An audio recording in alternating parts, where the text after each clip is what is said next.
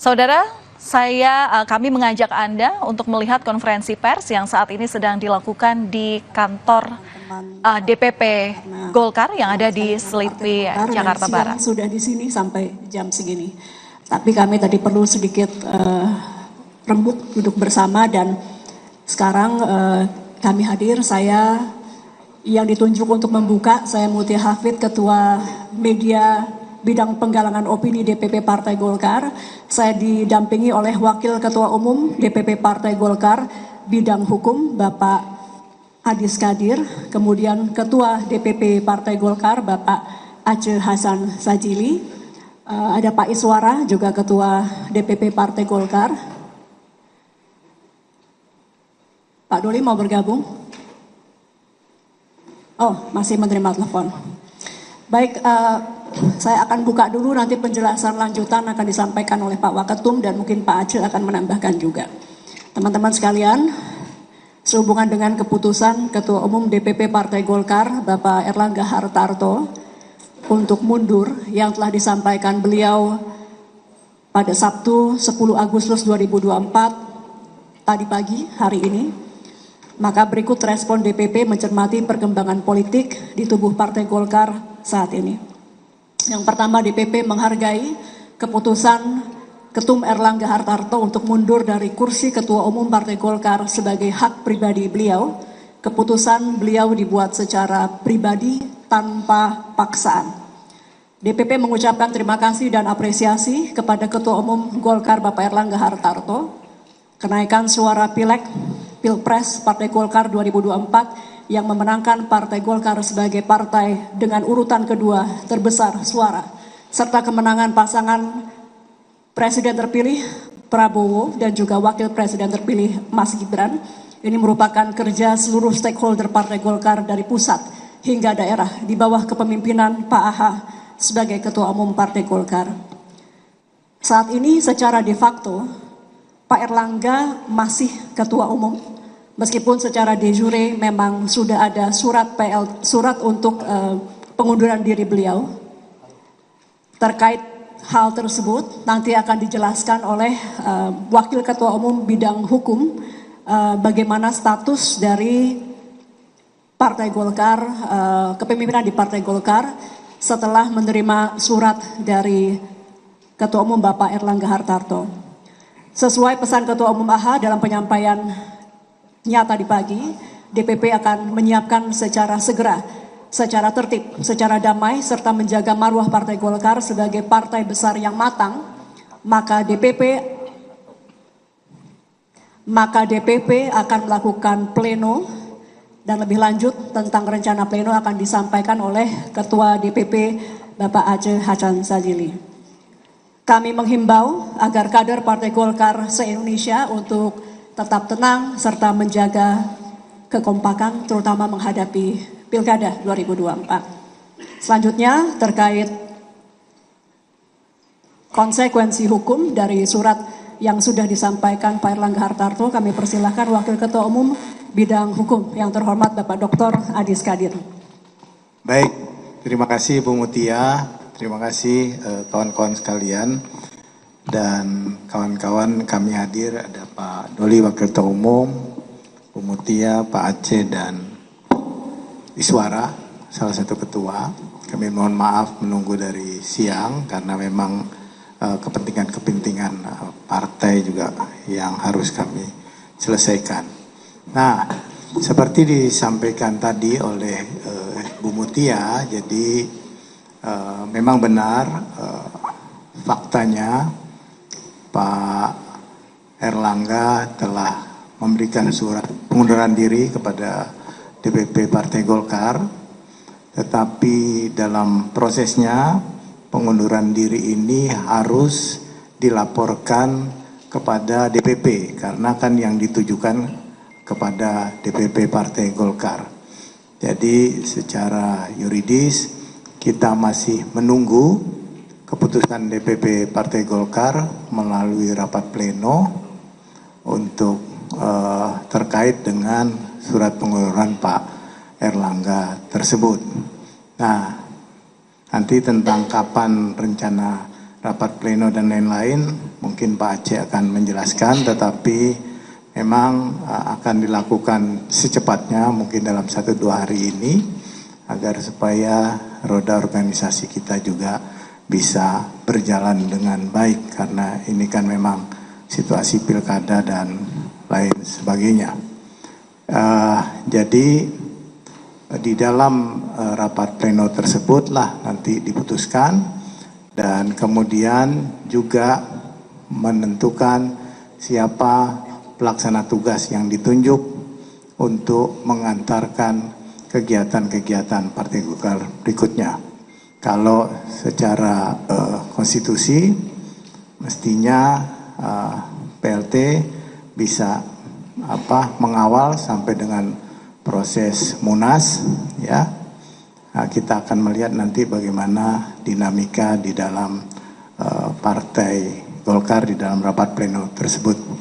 Nah, di dalam peraturan organisasi PO nomor 8 tentang pergantian antar waktu, kalau ditanya siapa yang akan menggantikan, semua wakil-wakil ketua umum mempunyai peluang untuk menggantikan posisi Pak Erlangga sebagai PLT. Jadi kalau ada yang menyampaikan harus ketua wakil ketua umum A atau ketua umum B, di dalam ADRT tidak disebutkan harus ke siapa, tetapi semua wakil ketua umum mempunyai kesempatan untuk maju sebagai PLT. Tetapi itu semua tergantung keputusan rapat pleno yang akan dilakukan dalam waktu dekat. Nah, kapan itu nanti akan disampaikan oleh Pak Aceh Hasan. Nah, itulah kira-kira hal-hal hukum yang perlu saya sampaikan. Jadi tidak ada, kalau ditanya apakah ada kekosongan apa, tidak ada, karena wakil ketua umum semua sesuai dengan bidangnya masing-masing tetap bekerja. Bidang hukum saya bekerja sesuai bidangnya, Pak Doli pemenang pemilu bekerja di bidangnya, semua berjalan sebagaimana mestinya sambil menunggu 1-2 hari ini pleno memutuskan menyikapi surat pengunduran dari Pak Erlangga. Jadi dari saya begitu, mungkin saya langsung kepada Pak Aceh Hasan. Silakan Pak Aceh.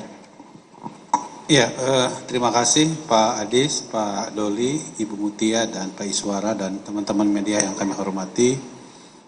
Tentu tadi sudah sangat jelas apa yang disampaikan baik oleh Ibu Mutia maupun oleh Pak Adis Kadir tentang kondisi existing dari kepemimpinan Partai Golkar. Jadi secara kepemimpinan tentu proses pengunduran diri Pak Erlangga Hartarto sebagai Ketua Umum Partai Golkar ini akan dibawa ke dalam rapat pleno DPP Partai Golkar yang akan dilaksanakan dalam waktu secepat-cepatnya. Tentu kami mentargetkan dalam 2 hari ke depan, tanggal 13 Agustus 2024, kita harus segera mengambil langkah-langkah dari DPP Partai Golkar. Dan tadi disebutkan oleh Pak Adis bahwa di forum pleno tersebut nanti akan ditentukan siapa PLT Ketua Umum yang akan menjalankan tugas-tugas Ketua Umum hingga menghantarkannya kepada Munas tahun 2024. Bagi kami tentu proses untuk segera melaksanakan Munas pun itu didasarkan pada kebutuhan organisasi, karena kita semua tahu bahwa di depan mata kita akan segera dilaksanakan pemilihan kepala daerah yang membutuhkan kepemimpinan yang definitif. Karena itu bagi kami tentu Partai Golkar merupakan partai yang sudah sangat berpengalaman di dalam menghadapi berbagai kondisi, dan tentu ada aturan-aturan organisasi sesuai dengan ADART yang tetap akan kita lalui bersama-sama di dalam melakukan atau mengambil langkah-langkah organisasi tersebut. Dan sekali lagi tentu kami sangat menghargai keputusan pribadi Ketua Umum Partai Golkar, Pak Erlangga Hartarto, yang mengundurkan diri dan memberikan hormat yang setinggi-tingginya kepada beliau yang telah berhasil memimpin Partai Golkar sehingga menjadi pemenang kedua di dalam pemilu tahun 2024. Dan kami tentu meminta kepada seluruh kader Partai Golkar di seluruh tanah air untuk tetap menjaga kondusivitas, menjaga kekompakan, kita jaga suasana kondusif. Partai Golkar tetap menjaga soliditas, solidaritas untuk berkontribusi menjalankan agenda-agenda politik kita. Saya kira itu. Berikutnya kami persilahkan yang terhormat Wakil Ketua Umum Bapak Ahmad Doli Kurnia. Terima kasih Bu Mutia. Bismillahirrahmanirrahim. Assalamualaikum warahmatullahi wabarakatuh. Selamat malam, salam sejahtera buat kita semua yang sama-sama kita hormati Pak Adis Kadir, kemudian Ibu Mutia, Pak Aceh dan Pak Iswara. Saya ingin memperjelas saja bahwa tadi pagi dan memang saya ikut mendampingi Pak Erlangga Hartarto menyampaikan pengunduran diri. Buat Partai Golkar, pengunduran diri institusi Ketua Umum itu bukan sesuatu yang insya Allah akan mengganggu perjalanan roda organisasi Partai Golkar, karena insya Allah partai ini sudah punya pengalaman, sudah bisa berjalan sesuai dengan mekanisme yang selama ini menjadi rujukan. Nah, dalam anggaran dasar anggaran rumah tangga, saudara sekalian, bahwa Munas luar biasa itu bisa terselenggara apabila Ketua Umum itu mengalami 3 hal. Yang pertama adalah apabila seorang Ketua Umum itu berhalangan tetap. Kemudian yang kedua, terkena masalah hukum. Dan yang ketiga, apabila Ketua Umum itu mengundurkan diri. Jadi sebenarnya dengan pengunduran diri Bapak Erlangga Hartarto sebagai Ketua Umum, tentu itu sudah menjadi syarat untuk mencari Ketua Umum yang baru melalui forum musyawarah nasional luar biasa. Tetapi untuk menuju ke sana juga ada proses dan tahapan yang diatur juga dalam mekanisme organisasi. Nah, tadi saya mau menegaskan bahwa secara de jure Bapak Erlangga Hartarto masih melekat jabatannya sebagai Ketua Umum. Karena pengunduran diri itu akan dilegitimasi oleh sebuah institusi yang namanya rapat pleno, yang insya Allah mungkin dalam waktu dekat, mudah-mudahan makin cepat makin bagus. Kami rencananya paling lambat Selasa mungkin insya Allah akan melaksanakan rapat pleno untuk menerima dan melegitimasi surat pengunduran Pak Erlangga Hartarto sebagai Ketua Umum. Nah, jadi kalau ditanya dari tadi pagi sampai nanti rapat pleno, siapa yang bertanggung jawab terhadap organisasi ini? Kita juga sudah membagi tugas, ya, bahwa kepemimpinan di Partai Golkar ini sifatnya kolektif kolegial. Kalau Ketua Umum itu berhalangan, tugas-tugasnya sudah diambil alih oleh Wakil Ketua Umum berdasarkan bidangnya masing-masing. Jadi secara de facto sekarang DPP Partai Golkar itu diurusi oleh para Wakil Ketua Umum berdasarkan dengan bidangnya masing-masing. Nah, tinggal secara de jure nanti pada saat rapat pleno dilaksanakan, kita akan menetapkan, ya, menerima surat pengunduran diri itu, dan kemudian otomatis secara de facto dan de jure Pak Erlangga Hartarto sudah dinyatakan mundur secara tetap dan tidak lagi menjadi ketua umum. Nah, baru pada rapat pleno itu nanti akan ditetapkan, dibahas siapa yang akan menjadi pelaksana tugas ketua umum sampai nanti musyawarah nasional luar biasa itu dilaksanakan. Dan betul tadi apa kata Pak Adis Kadir, kita punya 11 wakil ketua umum. Nah, tentu wakil ketua umum ini yang nanti akan dimusyawarahkan ya di dalam rapat pleno untuk ditetapkan menjadi pelaksana tugas ketua umum DPP Partai Golkar.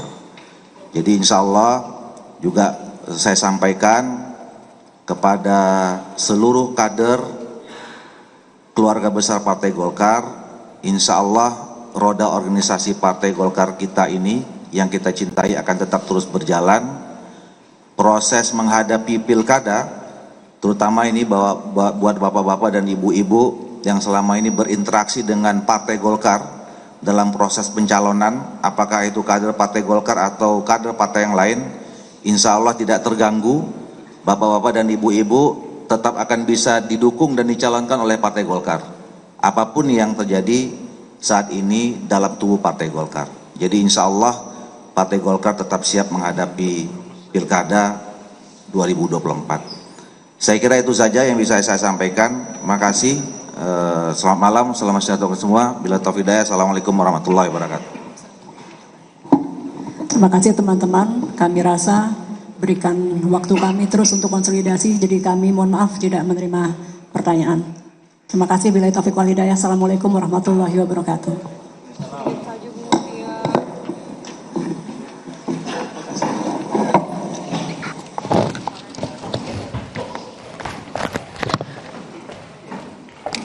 Ya, saudara, baru saja kita bersama menyaksikan bagaimana konferensi pers yang disampaikan oleh jajaran pimpinan, Wakil Ketua Umum beserta Ketua DPP Partai Golkar terkait pasca mundurnya Airlangga Hartarto dalam posisinya sebagai Ketua Umum di Partai Golkar.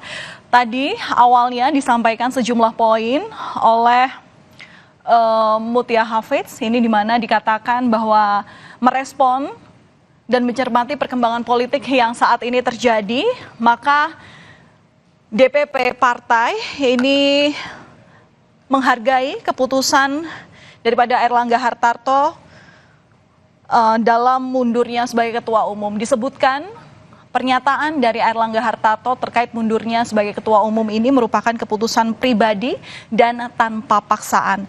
Kemudian yang kedua juga tidak lupa disampaikan ucapan terima kasih atas peran serta Airlangga Hartarto dalam memimpin atau menjadi nahkoda Partai Golkar selama ini, yang mana memang menghargai atas usaha dalam menaikkan suara di pemilu legislatif pada rangkaian Pilpres 2024 pada Februari lalu, sehingga menjadikan Partai Golkar memiliki jumlah kursi kedua terbesar dan kemudian juga perannya dalam memenangkan presiden terpilih, dalam hal ini adalah Prabowo Subianto dan juga wakilnya Gibran Rakabuming Raka. Tadi juga dijelaskan terkait dengan status daripada Airlangga Hartarto secara kini, yang mana memang secara de facto Airlangga Hartarto ini masih disebut sebagai ketua umum, meski secara de jure ini masih perlu adanya pergantian PLT yang nantinya diputuskan dalam rapat pleno DPP. Kita dengarkan dulu, saudara, pernyataan dari Ketua DPP Partai Golkar Aceh Hasan. Pak Aceh, untuk rapat pleno nanti rencananya diketuai sama siapa? Ya, itu nanti akan dibahas oleh para wakil ketua umum tentang siapa yang pimpin rapat pleno itu. Jadi akan menjadi ketua umum. Apakah nanti voting atau penunjukan? Ya, sebaiknya memang akan dilakukan secara musyawarah mufakat. Artinya semua pimpinan akan datang semua? Ya, tentu semua sesuai dengan aturan bahwa yang mengikuti rapat pleno adalah pengurus DPP Partai Golkar.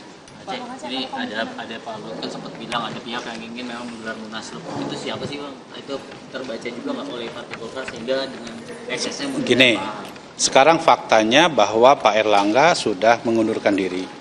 Tentu harus disikapi oleh organisasi, maka forumnya adalah rapat pleno tersebut. Terkait ada juga sempat sampai beredar ini kasus hukumnya Pak Erlangga disebut. Oh, tidak ada. Bahwa Pak Erlangga mundur sebagai Ketua Umum Partai Golkar tanpa tekanan, dan beliau ingin lebih mengedepankan tugas-tugas beliau sebagai Menko Perekonomian yang saya kira tugas tantangan global semakin besar di depan mata. Alasan mundur awal kenapa sih, Bang? Alasan mundur awal, padahal kan jabatannya masih sampai Desember, Bang. Ya, seperti yang disampaikan oleh beliau. Alasannya saya kira jelas sudah disampaikan. Respon dari yang ditunjuk untuk sebagai PLT hanya sampai Munas aja. Ya tentu, PLT itu tugasnya menghantarkan sampai pelaksanaan Munas. Nah, Munas sendiri nanti apakah Desember atau akan maju di kabarnya tanggal 25? Nanti akan diputuskan di dalam rapat pleno dan waktu dan tempatnya dalam Rapimnas. tapi bisa dipercepatkan ya? Tergantung dari rapat pleno. Ya. Penegasan Kang Aceh, tadi rekomendasi kayak Pak Doli tadi bilang tidak akan mengganggu yang sudah direkomendasi dan didukung oleh Partai Golkar. Ya, saya kira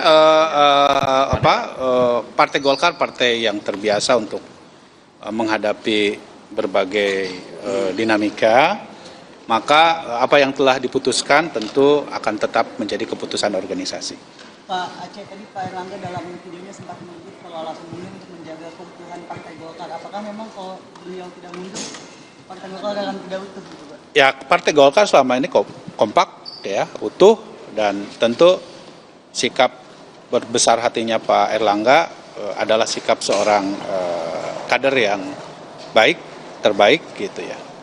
Respon awal DPP ketika mendengar atau mengetahui Pak Erlangga mengundurkan diri seperti apa, Kang? Ya tentu kita semua sangat kaget ya atas pengunduran diri beliau, tapi tentu apa yang dilakukan oleh beliau merupakan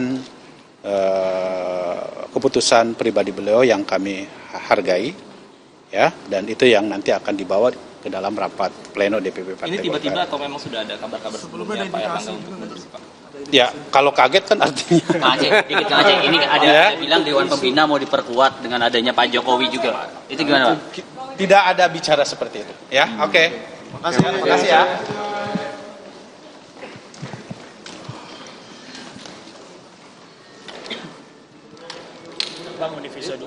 Ya, saudara, tadi juga disampaikan oleh Ketua DPP Partai Golkar Aceh Hasan yang mana memang menegaskan bahwa pernyataan Erlangga Hartarto terkait mundurnya sebagai Ketua Umum Partai ini berdasarkan keputusan pribadi yang mana memang tidak ada tekanan, sehingga untuk pemilihan PLT Ketua Umum Partai Golkar nantinya ini akan diputuskan melalui rapat pleno yang akan dilakukan oleh pengurus yang akan dilakukan secara kolektif kolegial, artinya diputuskan secara musyawarah. Kemudian yang berhak untuk mengisi posisi atau kursi PLT ini nantinya adalah jajaran wakil ketua umum. Untuk lebih jelasnya mengenai konferensi pers yang baru saja dilakukan oleh jajaran pengurus DPP Golkar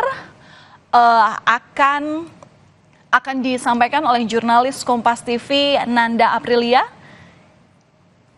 Selamat malam Nanda. Jadi pasca keputusan ataupun juga konferensi pers yang baru saja disampaikan menanggapi daripada pernyataan Erlangga Hartarto ini, apakah keputusan ini juga kemudian akan diikuti oleh mundurnya senior Golkar lain? Mengingat ini juga dalam suasana kritis begitu ya. Kenapa saya bilang kritis? Karena ini jelang prosesi pendaftaran calon kepala daerah yang mana tinggal akhir Agustus nanti. Seperti apa, Nanda?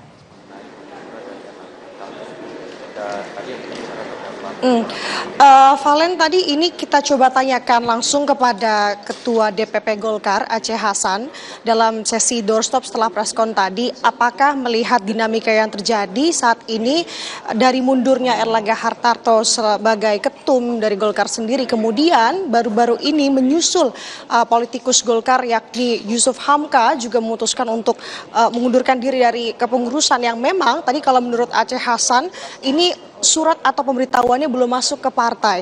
tadi ditegaskan oleh Aceh Hasan, tidak ada berpengaruh lainnya terkait dengan hal tersebut. Artinya memang saat ini yang sudah memang mengetahui atau sudah melayangkan untuk mengundurkan diri, sudah tersebar juga melalui video singkatnya adalah ketum dari Golkar itu sendiri, Erlangga Hartarto. Nah, tadi Aceh Hasan tidak mau menanggapi lebih jauh lagi terkait dengan rencana Yusuf Hamka untuk mengundurkan diri dari Golkar. Nah, ini akan kita update nantinya.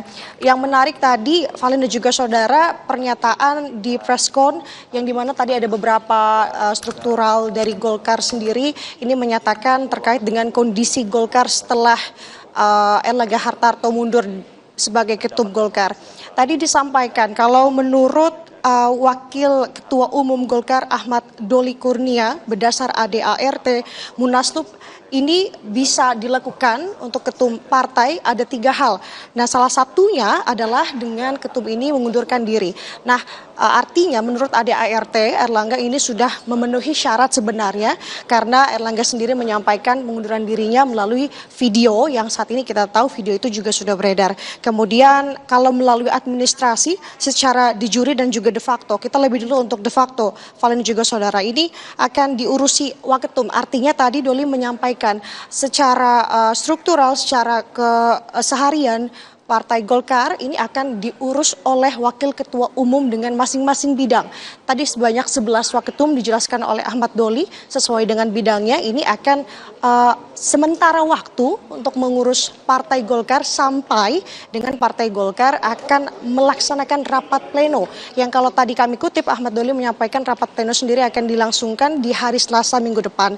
Nah, rapat pleno ini tampaknya tentu penting Valen dan juga saudara. Selain ini akan membahas terkait dengan surat administrasi ataupun surat pengunduran diri dari Erlangga Hartarto sendiri, ini juga akan mengetahui terkait dengan bagaimana PLT atau PLT sementara tentu yang akan menjadi atau memimpin atau puncak pimpinan dari Partai Golkar itu sendiri.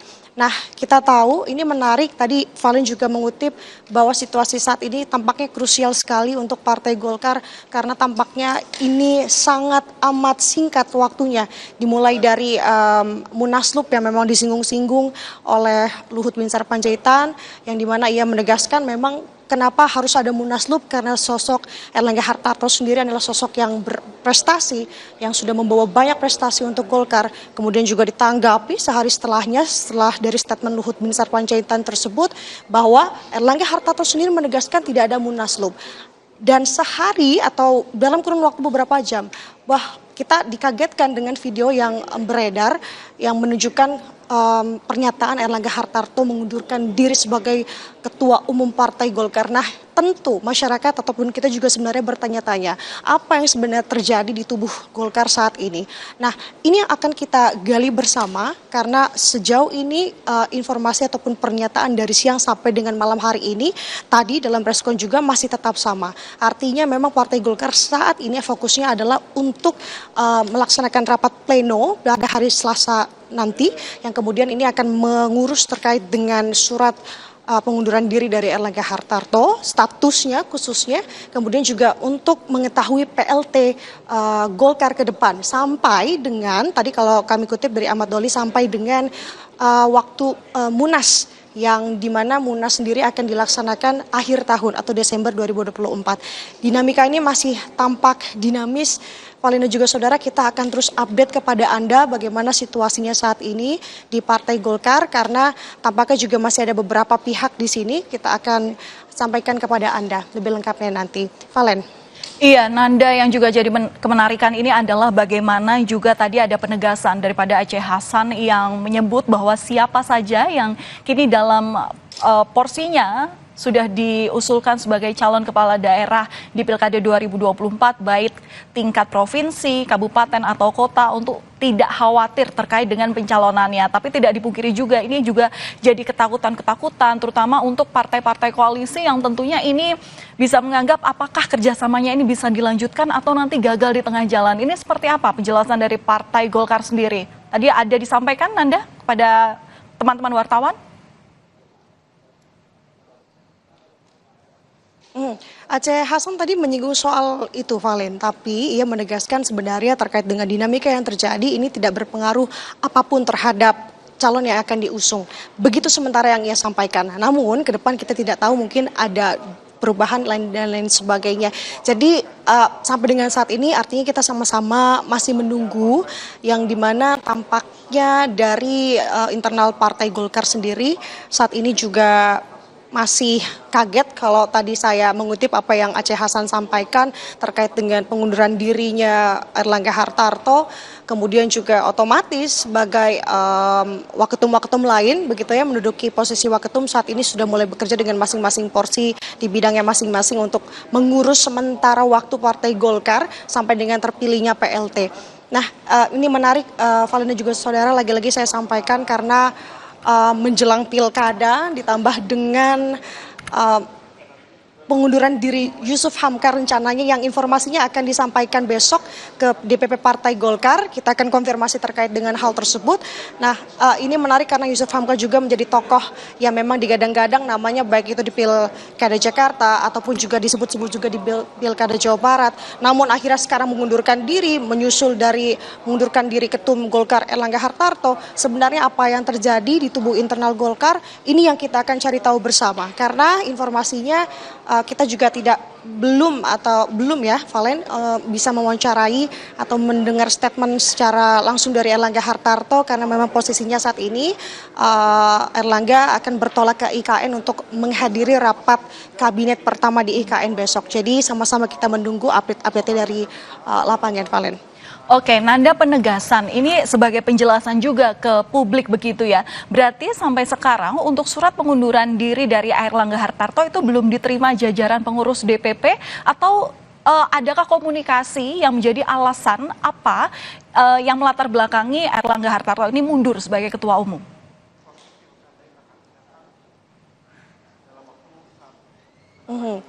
Lebih dulu saya ingin membahas terkait dengan alasan kenapa Erlangga Hartarto kemudian memilih untuk mengundurkan diri sebagai ketum Golkar.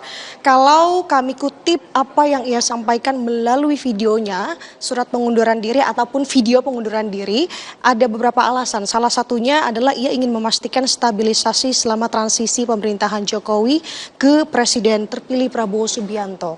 Nah, itu setidaknya alasan yang ia sampaikan. Kemudian kalau kita mengutip apa yang sebelumnya Waketum Golkar Ahmad Doli pada siang hari tadi juga menyampaikan statement, namun tadi dalam press conference memang tidak disampaikan lebih detailnya, lebih jelas pada tadi siang. Ia adalah memberitahu bahwa ini untuk membuat pilkada smooth ataupun lancar.